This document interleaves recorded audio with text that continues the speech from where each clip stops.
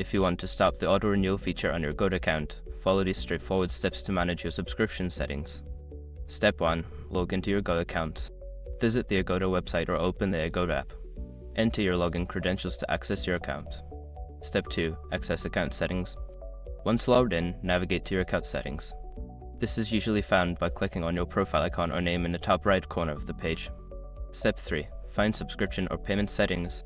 Look for a section labeled Subscription, Payment, or Billing. This section will contain details about your current subscriptions and payment methods. Step 4. Manage auto-renewal options. In the subscription settings, locate the auto-renewal option. There should be an option to turn off auto-renewal or cancel your subscription. Click on it and follow any prompts to confirm your choice. Step 5. Confirm changes. After disabling auto-renewal, make sure to check for a confirmation message or email indicating that your changes have been successfully saved. This ensures that you will not be charged for the next renewal period. By following these steps, you can effectively stop the auto-renewal on your Agoda account.